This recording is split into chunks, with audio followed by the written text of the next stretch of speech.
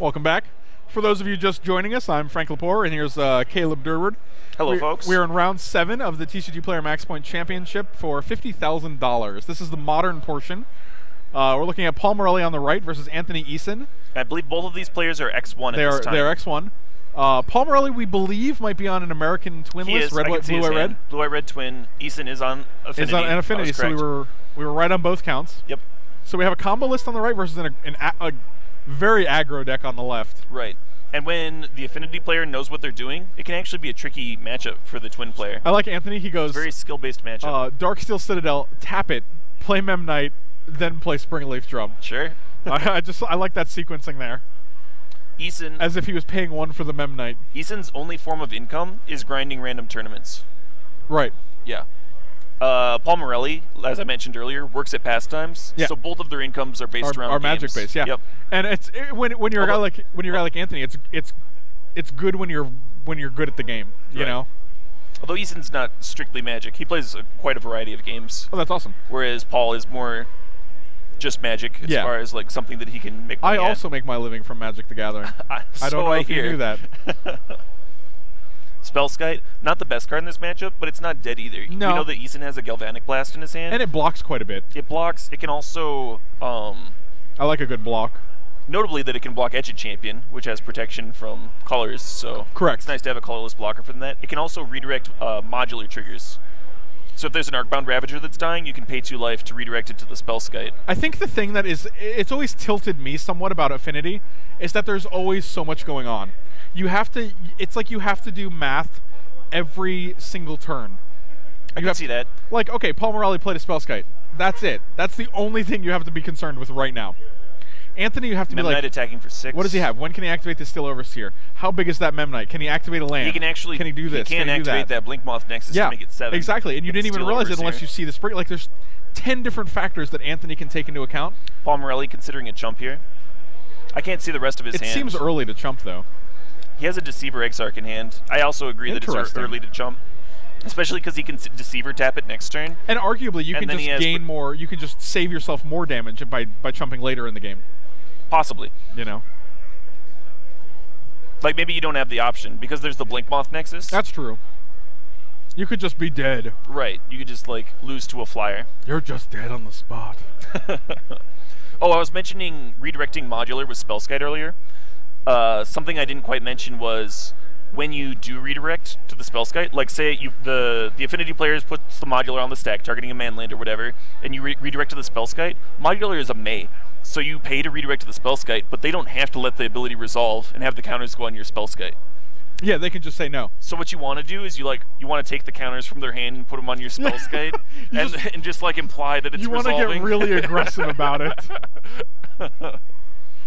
Just trick them into thinking that's what's happening. Oh, an Electrolyze. That's a good one. That was a very good Electrolyze. You know what Electrolyze says on it? Draw a card. Kill a Steel Overseer and a Mem Knight, draw a card. That's a 3-for-1 in my book. It is. Now Eason's still going to get in damage here.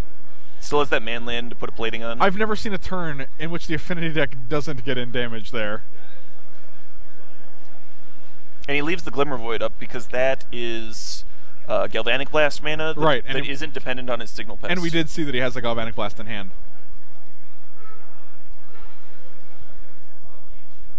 The deck, like, it's so funny, these matchups, because Paul actually doesn't have to do anything until the turn where he can just win. You know, and that's not true. Well, he has to not die. Right, he has to not die, but that's a very... He's at 9. But my point is rather that when he wins, it's on the spot. He doesn't have to grind it out. Sure. He just goes, I'm going to win this turn. This deck can actually grind, though. As I mentioned earlier, it has Celestial Colonnade, it has Resto Angel. Well, that in this particular matchup, Anthony has the Galvanic Blast, so he could actually, in response, kill the target for a Splinter Twin he might be forced to grind. Or whatever, you know. I've always felt it was a very even matchup. I've played against a variety of opponents with the Blue-Eye-Red Twin deck, and it's very skill-based, very even, very close. The Blue-Eye-Red deck has a lot of interaction, but, I mean, Affinity is just so good at doing what it does. Yeah, Affinity is very efficient at its job, and its job is just killing you, basically. How big is... business is killing you, and business is good. Oh, man. This is from our improv group, actually. This is a skit we do. That's a good deceiver, Exarch. Tap down that signal pest. Oh, yeah, definitely. Because he has 1, 2, 3, 4, 5, 6. He has 7. So it's a 7-1 signal pest. Right. Cranial plating. It was I'll funny drop because into 8 here. before they printed cranial plating, Affinity was already the most dominant deck. It was. And then they're like, okay, it was we'll ban probably the Skull best Clamp, deck. I don't know if it was like. I don't think dominance really the right word. Okay. For like Broodstar Affinity, it was good. That's true. You put some Lightning Greaves on a Broodstar, But, like, and then counter whatever they're doing. They banned Skull Clamp to keep it in check, and then they printed cranial plating. I mean, Skull Clamp was not printed in Mirrodin, so It was printed in Darksteel.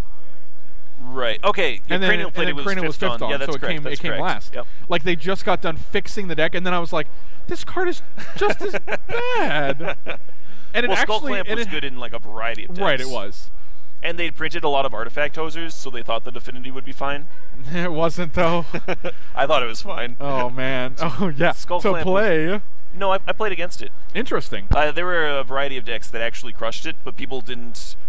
It took some counterintuitive thinking. People thought that if you just overloaded on specific hate, like shatters and stuff, that you would have a good time. It's never been that easy. Right, no. Not in the history of Affinity. Yeah, I was playing like Mono Black Death Cloud with Chrome Moxes to increase my tempo. Yeah. So post-board I'd do something like turn 1 Relic Barrier or whatever. Or like sometimes you go turn 1 Talisman, turn 2 Solemn, turn 3 Death Cloud for 3. Against Affinity, Relic Barrier is just an Icy Manipulator for 2. Right, better than Icy Manipulator. You don't have to tap the mana. Yeah, right. It just taps the So you play it early and it hinders their mana development because you're porting their lands. And then at a certain point you hit the Mirror Enforcer, and then after you clear the board with a Death Cloud or something, you still have this awesome artifact that is still porting them or stopping their next threat.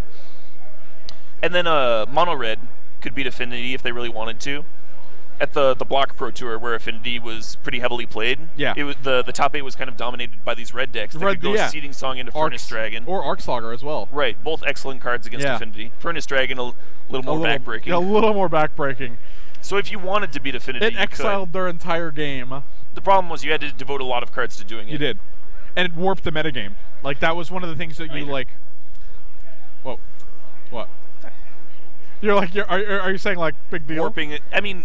People say warp the metagame like it was a bad thing, but I actually enjoy formats that are easy to metagame for. Like when you know there's like one specific deck to gun for and we've discussed that because it gives you a better opportunity to outplay people. Right, as a grinder, it's more profitable to have a defined because you can prepare more efficiently against these situations. And you know what's important in the mirror and your opponent doesn't. Right. And so you win a lot of matches that way. I don't like... As opposed to like these wonky matchups, like last standard season, you didn't necessarily know what you were going to play against. No, not at all. It was hard to like test against everything. And see, I like that. And it was hard to tune for everything. Because, the thing I don't like is formats where there's one or two good decks. But you also don't make your living grinding Magic. That's fair. Sure. So like. So we have two different perspectives. I would probably have enjoyed it more. Okay. If I was not grinding. And I can see where you're coming from as well. So sure. That makes total sense. Yeah. Nothing against you if you enjoyed the last format. I mean, I'm still a little offended, but that's fine. No, it was funny because we were watching Grey Merchant mirror matches, and someone's like, "Would you rather have Thragtusk back?" Command. And I'm like, "This is an important card." What are the modes? I'm sure there's a tap all involved. Your dudes. Paul Morelli getting to buy a turn here. Yeah, very, very crucial card at this moment. I don't think there's much benefit in bouncing anything. Like, you kind of just want to draw into... Yeah, you really want to draw here. What did we use the Cryptic Command on? The Deceiver Exarch? What? Yeah, not the Cryptic Command, the Galvanic Blast. Probably. Yeah, that's why there's a Deceiver in the graveyard. Bink. Get you for one. Fall down to 6. Second Cranial Plating. I don't see how Paul wins this one. Oh, no, it's the same cranial. I think he bounced it. That's a little weird. Yeah, it is, because that really doesn't do much. Yeah, I don't like that. I like drawing there. Is it because he could have put it on? No, he could have equipped it to the Inkmoth Nexus this turn. Oh, that and then he would have been dead. Because he could have the Signal Pest could have floated a black mana. Or he could have just done it as a sorcery. Well, he was able to replay it, so he had the mana. Huh? But you can't equip plating as an instant unless you have double black, right? Well, got two, so with the Cryptic Command, if he had done it during the beginning of combat step, he would have had to float the black with the Signal Pest. Yeah, and then use the Glimmer or the Springleaf Drum and any of the creatures, really. And here, Eason's able to just do the same trick. Yeah, exactly. Move the plating at instant speed. Yeah, so attack you for I guess lethal. Paul Morelli was like, well, if I do something else, Paul I'm needs dead. a lightning bolt here. And he might have it. There it is. Oh my god. Does Paul Morelli win this match if he untaps? If he untaps and plays a Splinter Twin or a Kiki-Jiki, he will win the game. Oh, look how fast he's untapping. Eason has no cards left in hand. Kiki-Jiki. Oh, there's the Splinter Twin. And oh my god. Eason is like, we're done here. That was intense. Wow. I thought Anthony had that match. He looked like he was in the driver's seat the entire game. Definitely. But that's how the twin deck, that's how it wins. No, sir. That is how Cryptic Command wins. Cryptic Command was a large part of that. Oh, an integral But part. all of the other cards in the deck Definitely. Lightning Bolt is relevant. Even that 4 damage from Spellskite, definitely relevant. Yeah. Because he can't block. And he ended the game at 4 life. And it did come back to it because he very well might not have been able to block Signal Pests in the future. Yeah. Speaking of playing Magic, next year, nice segue. Next year, TCGPlayer introduces a standard championship, a state championship, a limited state championship, and a modern state championship. So if you guys were fans of state championships this year, which were standard in both times, next year we have a third, which is modern, and we're changing one of the standard to limited. So in the spring, you're going to be able to play the limited state championships, which is Theros and Born of the Gods. In summer, you're going to be able to play modern. And in the autumn, when the formats rotate again, you're going to be able to play a standard state championship with the new sets. So get out there, become your modern state, standard state, or limited state champion. I've got to say, Frank, I am a fan of the multi-format approach. I am too, actually, just because it guarantees that you're going to have an event. And limited in and modern are both great formats. And it's nice to have a large event like that isn't a PTQ or isn't a Grand Prix, you know? Sure. I mean, PTQs and Grand Prix are not for everybody. Right, and and States is typically a more relaxed format, so it's more local too. Tournament, yeah, and it's always going to be 2 hours away for your particular state or whatever. A little bit more relaxed. Than a Grand Prix. So less of an investment. Nice versatility. One-day event. Yeah, definitely. So and some bragging rights over your friends. That's true. Really. That's another thing, because like which is the point of states. Yeah, like a lot of people. What were you saying? You're gonna have to go to the back. All of the events, like the people who play in like state championships, they're not this. They're usually not the same players that are going to Pro Tours every season, or like qualify for Pro Tours rather, or going to Grand Prix. They're often just local casual players that want to play in a bigger event. And they just want some bragging rights. So like when me or you and I are kitchen table players, we're going to this event, and if we win our state championship, it does. Because you're mediocre at best, sir. Oh jeez. No, I'm kidding. But no, we go to our state championship, we win it, and then we're like, dude, I'm state champ, bro. What are you gonna do? Turn up the thermostat. It just got cold in here. It did. I was a little chilly there. I'm sorry. And there was a slight disturbance because a gentleman actually came up to us and was asking about booths. And apparently people do that a lot. I think we've had like 5 people come up to us and ask random questions over the course of the day. Apparently when you're wearing microphones and talking into them toward a camera. I bet they just think that we're crazy people. That's not enough. What are they doing here? So that's just... I don't know why they would want to record the information that they're giving me, but... Right, like, hey buddy, I'm on a Skype chat right now, leave me alone. I'm actually wondering what they could think we're doing. Like, what do they think we're actually doing? We've got the giant, like, TCG background. Because a lot of times we're not looking at each other. Rusty's like, a lot of times they just don't care.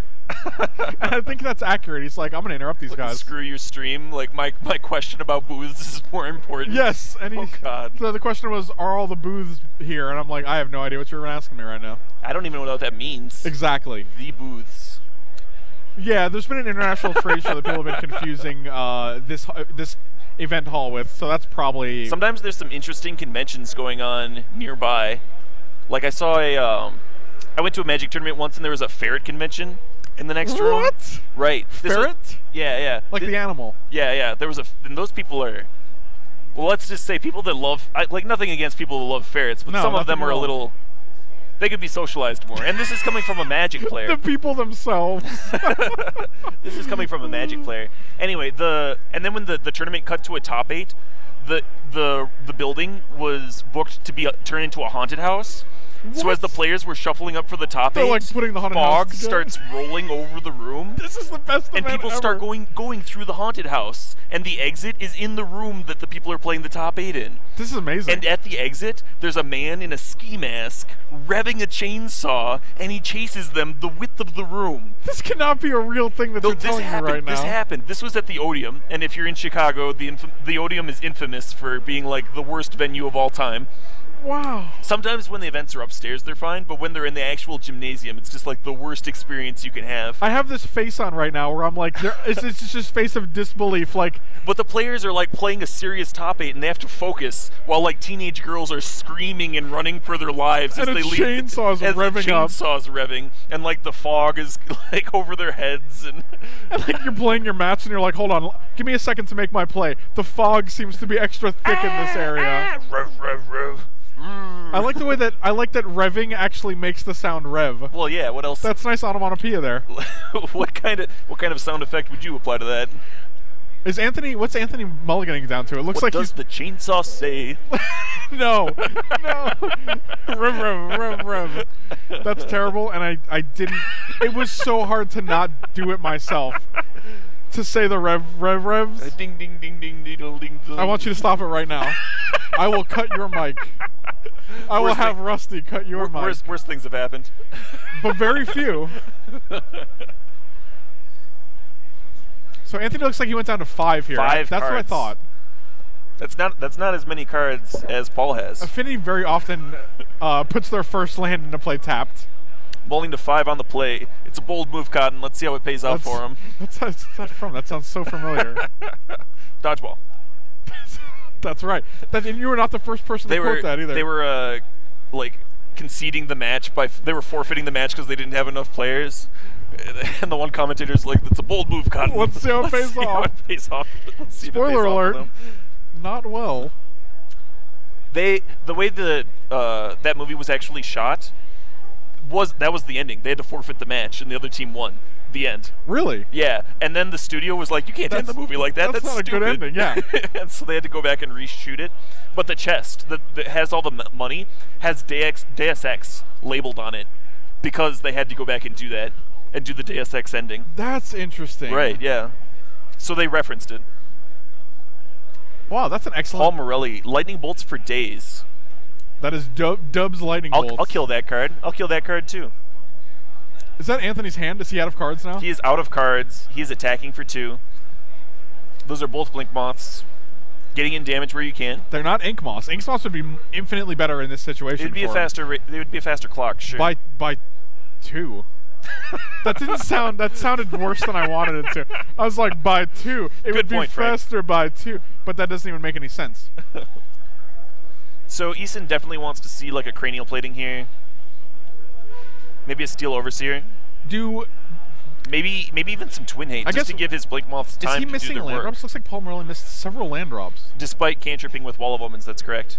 Interesting. At least Wall of Omens gives him a path target if he needs to go the extra length to hit his land drops. I mean, it's not looking great for Anthony, but he's up a game, and this seems like it's going to buy him. He is not up a game. Paul Morelli is up a game. Oh, Paul Morelli did win that. Yeah. Yes, never mind. You thought he was going to lose, he did. And then he was like, do all these shenanigans and win. I was actually in that mindset. I was in that zone, and I was like, Paul Morelli couldn't have won that game against Anthony, and then he did. Did you like my impression of Paul Morelli shenanigans? I thought you were doing an impression of me, and I was like, wow, that's really good. It sounds like me. Sounds just like you. I was impressed. Paul pyroclasming away a single ornithopter. It doesn't seem that good, but it shuts him off Metalcraft for the Mox. Yeah, and that's actually infinitely better. Only one card. Oh, nope, there's a land drop. And then if he still gets to animate both. Because by animating the first one, he achieves Metalcraft. And then he can activate the second one with it. He can activate the second one Funny with story, Mox. John Medina. He's doing it one at a time now. Was standing right in front of me for about 5 minutes right now. Sure. I didn't make eye contact because I thought it was another guy that was trying to ask us a question. So I was like, I'm just going to pay attention to the game. I'm just going to watch it and see what's going on. I think you should have done that anyway. And then Medina scooted over and waved to me, and I was like, oh, now I feel silly because it was John Medina trying to say goodbye. Eason running out crazy new legend rule tricks. He gets to play his second Mox Opal and play the illness in the ranks. You can tap the first one, play the second one, get rid of the first one. Illness in the ranks might... Paul Morelli's going to have to set something up with a cryptic command in order to get rid of that. That's not necessarily true. He can also just win with Resto Angel and Kiki-Jiki. That seems trickier, though. How many Restos are in his deck? Do we know? 3. That's actually... We don't have a deck list here, but the deck's pretty much always... Oh, we do have a deck list here. Do you remember when Splinter Twin only had 1 creature that it could copy? And yeah, now there's like 3 Restos here. It has like 6 different creatures that it can... See, I knew that because I built the deck. Okay, let's slow down. Let's take it easy. Yep, pretty typical list. One adjustment that Paul has made for this tournament is adding 3 Swan Songs to the sideboard, which is a newer card. Ron Swan Song? What? Ron Swan Song? We are on Swan Song. No, Ron Swan Song. This is I'm making a Parks and Recreation reference right now. You're not good at that? Do you watch Parks and Rec? I do. I love that show. Ron Swan Song. Ron Swanson? We're gonna move on. Look, and he's playing a Remand. Look at that Remand. The reason I was staring at you coldly was because that was not a good reference. Okay, well... In case you folks at home are wondering how to construct a good reference, it was not like that. That was bad. Oh, man, I think they did turn the air conditioning down in here. It is chilly. It is frigid, downright frigid. So to replay the Arcbound Ravager, there's a Ravager. Eason is not getting in damage this turn, which is relevant. It is very relevant, especially in this matchup, because every extra turn that Paul Morelli gets, how is he stuck on 2, though? He remanded and double Wall of Omens. And he is also missing another land to drop this turn. We saw he drew a Lightning Bolt for the turn. I mean, that's not terrible against Eason. At least it's an interactive card. I mean, it forces Eason to sack 3 things if he wants to save his Ravager, but like he just might. Eason mulled the 5 on the play, but Paul Morelli has missed his 3rd land drop for so many turns now, and he's still in the game. If Paul Morelli has to discard several cards, like it gets to the point where like you've pretty much mulliganed as well. I guess. Because you haven't gotten any value out of these cards. This is true. Looking through Paul's hand, it's a whole lot of twin stuff, like Deceivers and Splinter Twin and such. Cards you can't cast. I would definitely discard one of those. Probably Deceiver Exarch. Splinter Twin still has some value going on a Wall of Omens, despite the illness in the ranks. Interesting. He chose to discard rather than use lightning bolting his turn. What was he going to bolt? The Arcbound Ravager? Yeah, I mean, there's nothing. He would, in response, like make it. Do you think he would sack 3 artifacts to it? No, he would, in response, animate and sacrifice like 1 artifact to it, and make like a 3/3 or a 4/4 or something. 3/3 Ink Moth, you mean, or Blink Moth? Yeah. Okay. This way, Paul can't actually use that lightning bolt in his hand without just dying. Yeah, see, that's the thing. I'll be honest, like, I would not be a proficient Affinity player just because there are so many interactions. Sure, so many, like, judgment calls like that. Yeah, there's definitely a lot of that. And then, like, even in a situation like this, you ask yourself, okay, I'll sack things and put counters on one of the Nexuses. How many do I sack? Do I sack 2 artifacts and then the Ravager itself? Do I sack 1 in the Ravager? I'm not sure if I like the lightning bolt here.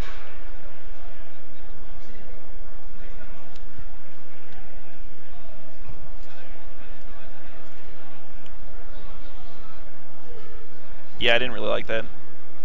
Well, you know what, man? Sometimes you don't get what you like. That's fair. Is it going to be a land? It looks like... It looked like a land. It did. He slow rolled it a little bit. Okay. Oh, Sulfur Falls. That's pretty good. Because he can use Deceiver Exarch to keep the Blink Moth Nexus tapped for a while. And if the Arcbound Ravager tries to get in, he can just like block it with the Wall of Omens for a while now. He has plenty of blockers. Oh, that's true. There's no... Yeah, so you can just tap the Nexus. Paul Morelli's still in this game. Sulfur Falls is an excellent land. Yeah, and because it doesn't come into play tapped, it doesn't have to shock cost yourself. You any life. Right, exactly. And it gives you 2 of the most important colors in the deck. You already had... Something about this deck's mana base is this, like, by running quad Celestial Colonnade, you have a lot of white sources. And it's going to come into play untapped 95% of the time. Right. Unless it's turn 1, in which case it's not highly Sometimes relevant. You get, like, Colonnade Sulfur Falls hands, and they're a little awkward. Yeah. But it's worth the risk. You're only playing, like, 1 Sulfur Falls. Eason has also made the decision to play 2 Memnite instead of 4. Yeah, he's running 2 Memnite, 2 Galv Blast. Same as your chick. Unlike your chick, he's main decking quad Etched Champion. So that's going to make him slightly better against Jund. You keep getting me with the Etched. Etched. That is an Etched Champion. Yeah, exactly. I could just be saying it with an accent. Etched with an accent. Etched. Are you? Why not? Are you? Well, because that's you don't have to call me on this. You can just let it go, right? Eason actually has a lot of hate cards for this matchup in his sideboard. He's got Wear and Tears, Dismembers, Thought Seizes, the Illness in the Ranks that we see in play, and 2 Torpor Orbs. So that's quite the sideboard for Twin.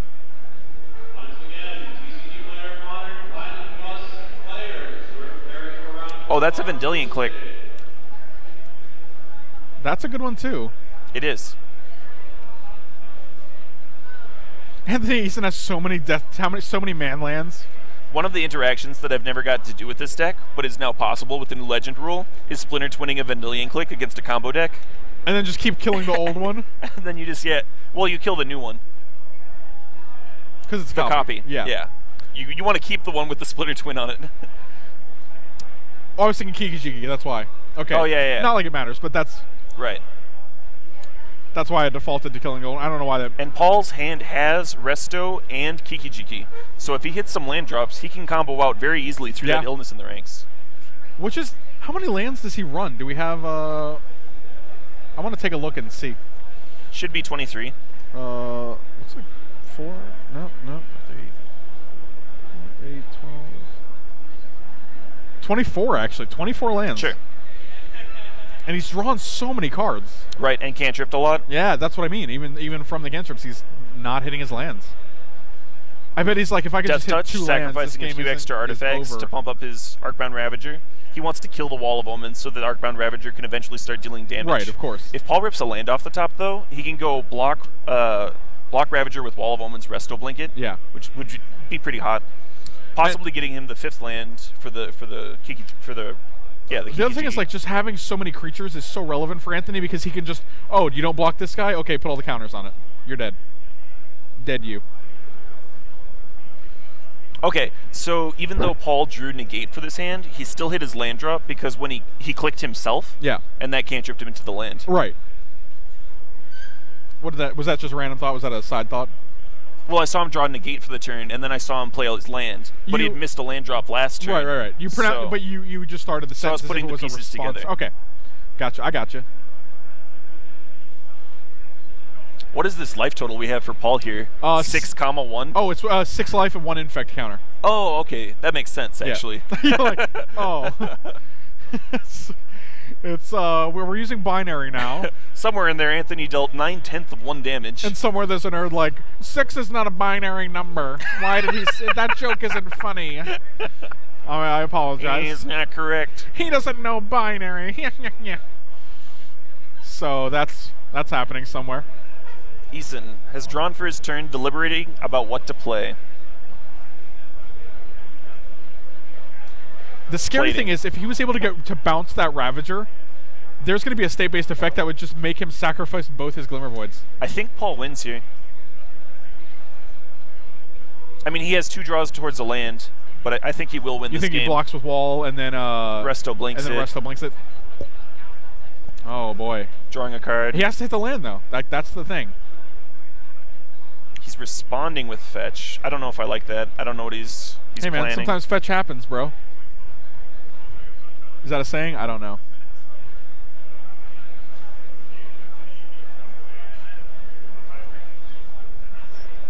I just got the nod. Brian Brondoon walked by. I just got the nod. Nice. So I think we're doing well. Everyone's a fan of BBD. He's such a nice guy. It's like hard to not be, right? Like super nice, super strong player. Oh, he has a Deceiver Exarch. Untap. And then negate. Does that put him to dead? How? Well, that's an Ink Moth Nexus, not a Blink Moth. Never mind. Oh, you were thinking infect counters. Mm-hmm. No, I was thinking damage. You were thinking 5. damage, actually, yeah. But are they both? Oh, only the infect ones remain. Only the Poison Brothers. Yeah, I think I would have let that cranial plating resolve. Interesting. Because what's he gonna like? Then he could resto. Did Paul just do the Neo from Matrix? Come at me, bro. I got this. So maybe I was incorrect. Maybe there's not a resto in Paul's hand. I was pretty sure I saw one though. But that's definitely a better play there. He's gone through like 90 cards, and very few of them were lands. He missed another land drop. This is true. Paul, where your lands be at, son? Where your lands be at, son? They gave me a degree. Did you know that? I suppose if he had missed on hitting the land drop, then his opponent would have a cranial plating that he'd be able to put on Inkmoth Nexus now, and that's kind of scary. That is a little scary. But, I mean, it's not that much. It's only like +2, +0. I think he just wanted to get value out of the negate because he might not be able to. Can we get an image of Glimmer Void real quick? I think it's like at the end of the turn. That's when it triggers. Or if it might say if at any point. At the beginning of the end step, if you control no artifacts, sacrifice it. Okay. So there's no way with these two lands that Eason's ever gonna like not be able to keep his Glimmer Voids. He could activate one; it would trigger at the end step. He would have a guy, and then it would. I imagine. I think so. Paul gets to Resto Blink Wall of Omens after blocking. Does he have? Eason not very cool with that. I see a Cryptic Command. He has to have Kiki-Jiki. He can't have Splinter Twin here, though. I think I saw a Kiki-Jiki in his hand. I think he has both. He also has to have the 5th land as well. Which I don't think he has. Yeah, that's more rare than Kiki-Jiki in the deck. Kiki-Jiki got it. So 5th 26 Kiki-Jikis in here, yeah. 4 lands. That doesn't seem correct. I think he misregistered, and he's still doing very well for himself. Got to take that game loss every round. And he's still doing well even after that. Have you ever gotten the game loss for misregistering? I have not. I've had a couple.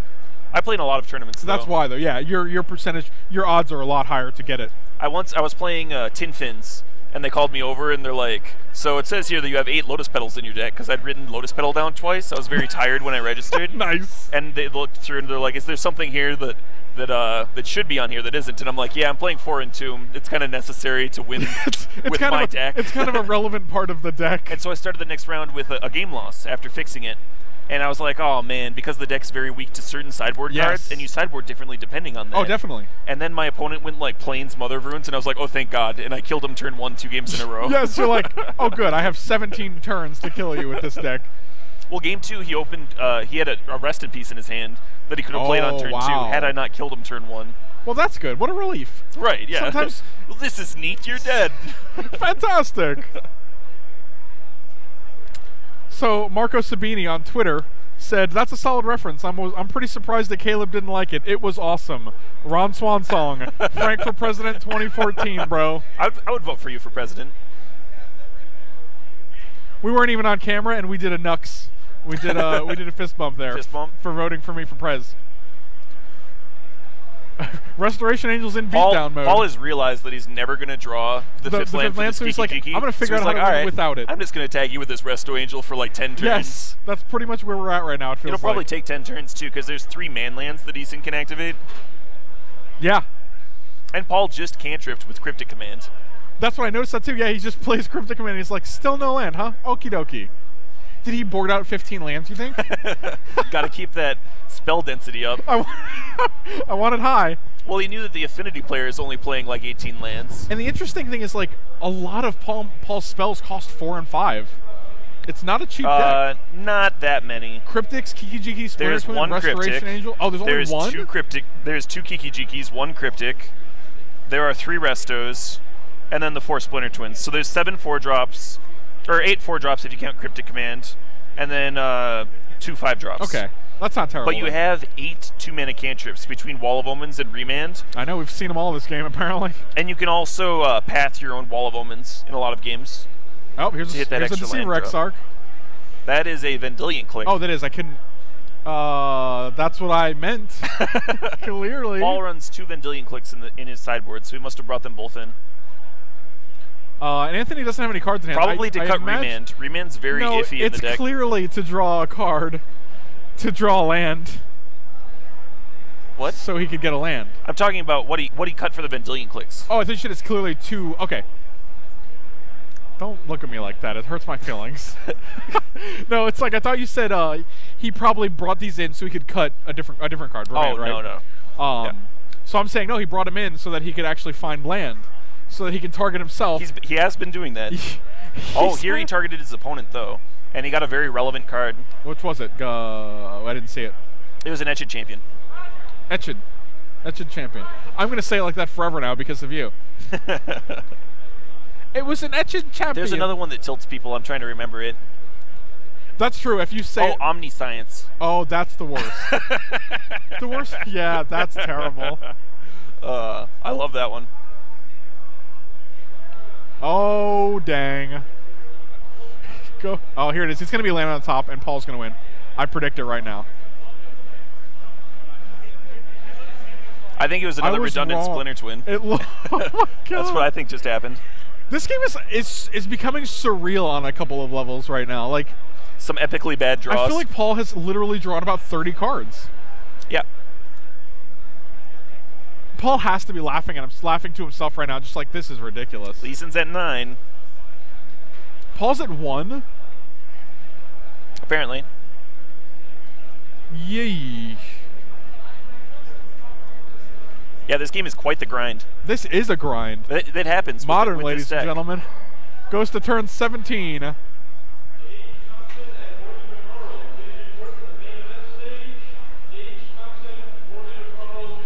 I think I see a Path to Exile in Paul's hand.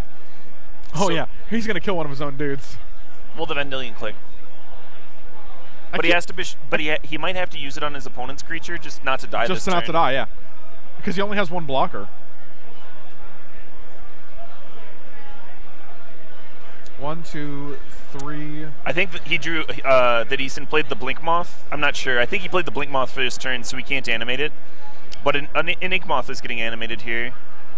1, 2, 3, 4, 5. He could definitely kill him. Yeah, he puts the plating on this one. And then if he sacrifices the Arcbound, yeah, it depends on who he blocks. He either dies by damage or he dies by Ink Moth. So I think he might have to path his opponent's one of Eason's creatures. Yeah. Depending on what the rest of his hand is. Like if he has another Deceiver Exarch, he can maybe get away with just tapping one down, blocking the other one. I don't know if he does. He does. Watch, here comes. He does. I know a while ago he had like 3 Deceivers in his hand, so, and I think he's only gone through 2. Right. I could be wrong. It's hard to see his hand from this vantage. Yeah, he's keeping it real close. Okay, so no Deceiver taps. Oh boy. Oh, interesting. That's a Dismember. That might just be game here. Yeah, that's because he can't. I don't think he can deal with both guys, right? Unless he has a Lightning Bolt, then he can Lightning Bolt the Ink Moth Nexus, and then if he sacks Ravager to put the counters on it, he can path it at that point. Like he has a couple of. That's what I mean. There's so many decision trees in Affinity in general. Or an Electrickery would be pretty good here. I love an Electrickery. Or not. Electrolyze, that's what I meant to right. say. I yeah, know there's no Electrickeries. I know what you were saying. In Paul Morelli's deck. In Modern. There are some in Modern. Really? Yeah, if Infect is ever a very highly played deck, Electrickery is good against them. It's also good against Affinity. Oh, Tron is more likely to play it than other decks. It is freezing in here, right? Is it just your frigid heart, you think? I think so. Okay. I think so. I think it is. I think we should space out a little bit, maybe see other people. Here comes the path. Near other people. I think he's going to actually try to put the counters there and then maybe respond with a Lightning Bolt.